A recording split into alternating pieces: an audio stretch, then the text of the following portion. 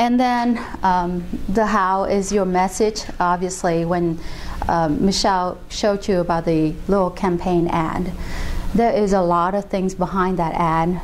First time when you saw the before, and then there's the after picture. The after picture has a lot of guarantees in it, and the how are you going to deliver this service, and how are you going to be able to satisfy their needs and their questions that they have in their minds. If you can answer all of that, you've really gotten a successful market. So we have identified 3 important parts of any marketing campaign. You can see the target, the offer, and the copy. So where do you think any of these components, which one is the highest in terms of most importance? Target. So target is one of the areas that people think that they know, but they don't get there appropriately. So without the right focus of the target, their offer is going to be, kind of be read, but they're not going to take on the offer. So target is so key on this important marketing campaign. And then toward the bottom part is the copy. Really, the offer is going to attract them, say like the sales, is a special discount or whatever it is. But if you don't target the right group, let's say people don't have a need for that, they're not going to take the offer. And whatever message that you write, it may be outrageously great. It's a nice message you put out, but you don't have a target again, that's going to go to wayside. So this is one of the things that you wanted to make sure that in all your messages is you capture the attention of your target market.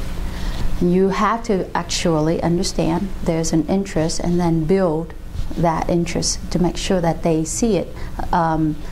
Some of the times we recognize that there is a great deal out there. It's because there's already an interest within us. That's why we go out and look for it. If you're ahead of that game, then you already build out the interest level out there. And of course they come to see you because there's a desire from within them, and they take an action. Does this make sense? Oh, great, okay. So this is where Michelle is going to give you a little bit of a... Me? No. some nuggets here. But again, it's kind of wrap up in the 5 minutes plan. If you want to utilize this as your takeaway, think of the ways that you can build your marketing campaign, and then we obviously are here to help you with extending that information into a more executable plan, and we go phase by phase. So this slide here, it just kind of wrap up the information that I wanted to relay to you today, is that again, the target is important, understanding your niche and be able to write that one sentence that Michelle had talked earlier and have that in front of you at all times, that USP. And then, understanding your the interest and the desire from people, and make sure that your message is really clear and make them feel needed so that they can come see you. Okay, well, we have some really interesting get into action. What do you think, Michelle? Yeah. So, I thought that we're not going to do the 5 minute marketing. Yeah, I don't think we will. Time. Okay. The point of the last slide was to try to get you to do a 5 minute exercise, but we're a little short on time. So, all right. So, hopefully, you've had a few learnings today. So, a few BFOs, as we call them. So, I'm just curious. Can anybody give me a couple of things that kind of stood out for them? I like that 10 by 10 thing. 10 by 10, yeah. You like the art, don't you? It was done by Allegra, right? Hand drawn. The 10 by 10, yeah. That's a good one. Anybody else? Yeah, I like the pig, you know. You like the pig? And I want to know what you do with my pig because I had my pig on a plate chopped up in pork chop and bacon. Oh, no. And, I'm not sure what that says. Let's see your drawing. You have your drawing with you? Yeah, I have my drawing. My drawing. Can you share it? It was faced to the left. It was up top, and it was small. Where is it? Small. It's Upper left. yeah, upper left up there. Yeah. He didn't say anything on size. Wait a sec. But really, one of the things I really took out of the day is more of a general concept that in order for your business to be successful, you got to focus. I mean, everything that you said here was great, and all these to focus. Your actions have to be a concerted effort to. That's absolutely right. That's a really good BFO. Working on your business instead of in your business. I feel like too often I'm tied up in, returning phone calls and, meeting with clients, and I don't really get a chance to take a step back and say, okay, what are my numbers looking like here? How am I taking business to the next level? And the interesting thing about it also is it isn't necessarily huge dramatic changes that you've got to make. You got to get focused. You got to know where you're going, but it's small incremental changes. I think that's that have a big Good result impact. at the end. Yeah. They do. So it's not as it's work to get focused. It's work to figure out what your numbers are, but it's not as scary as walking off the walking off the end of the pier or walking off the ledge, because you're making small changes up front. That'll have more dramatic results on the end.